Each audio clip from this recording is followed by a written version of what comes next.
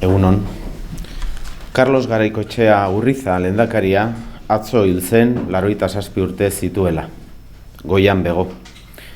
Eusko Jaurlaritza osoaren izenean, gure doluminik zintzuenak haren familiari eta hurbileko pertsonei. Jaso ezazue gure maitasun eta babes osoa une zail hauetan. Eusko Jaurlaritza lagundu zue sentimenduan. Maitasun eta babes hau bere bizitzaren parte izan diren pertsona guztiei zabaltzen diet.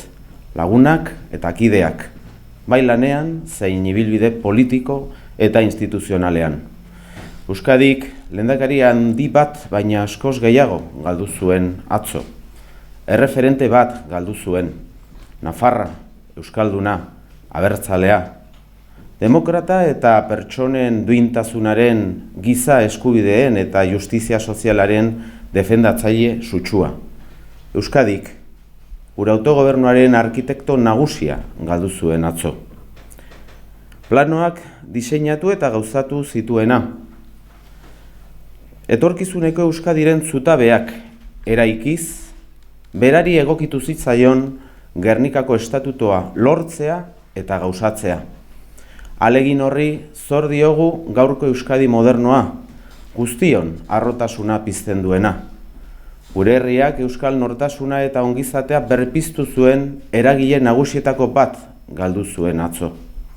Garaikoetxeak, Agirre eta Lizaola lehendakariek erbestean zilegitasun osoz mantendu zuten gobernuari jarraipena eman zion duintasunez. Eta lur jota zegoen Euskadiren gidaritza hartu zuen. Herriaren itxaropena jota zegoen, ekonomia krisi larrian murgilduta, industria gainbera geldi ezinean, eta arkitektura instituzional osoa altxatzeke. Zailtasun handiko une haietan, ez zuen zalantzarik izan. Talde handi baten babesarekin, lanean hasi zen buru belarri, herri baten ilusioa eskuan hartuta. Herri honen aurrean aurpegia eman zuen, baita 1983ko uholdeetan Bilbo eta Euskadi osoak batera negar egin zutenean. Gernikako arbolaren aurrean zin egin zuen eta Euskadiko lehendakari izan zen 1980ko apilaren 9-tik 1985ko urtarrilaren 25 arte. Euskadi oso une gogorretan harrotasunez gidatu zuen. Aurre egin zion diktadurari, baita etaren terrorismo eta bestelako indarkeria adierazpenei. Hori etzen gure nazioa eraikitzeko defendatzen zuen bidea. Hitza, elkarrizketa, printzipio etikoak eta demokrazia defendatzen zituen beste guztiaren gainetik. Garaikoetxea lehendakari pragmatikoa izan zen, baita ameslaria ere. Beti irudikatu zuen Euskadi libre bat, zazpiak bat eginda, guztiei lekua emango ziena. Agenda politiko eta sozialaren erdigunean, Euskararen biziberritzea jarri zuen, herriaren ezaugarririk handiena eta gure nortasun eta kultura bereziaren ondarea zelakoan. Herri elebidun baten alde egin zuen tinko.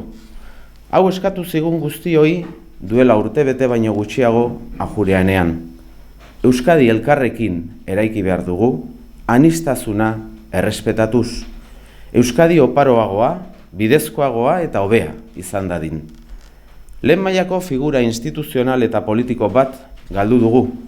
Euskal abertzaletasunaren arrastoa utzi duen liderra. Eta haren familiak hori baino askoz gehiago galdu du. Aita, senarra eta bidelaguna. Hain ondo gidatu zenuen Euskal Gizarte osoaren izenean, eskerrik asko zure herriari, Euskal Herriari zure onena emateagatik. Eskerrik asko sinesten zenuena defenditzeagatik. Eskerrik asko bidea erakusteagatik. Izan zinelako gara, agur eta ohore Carlos Garaikoetxea lehendakaria.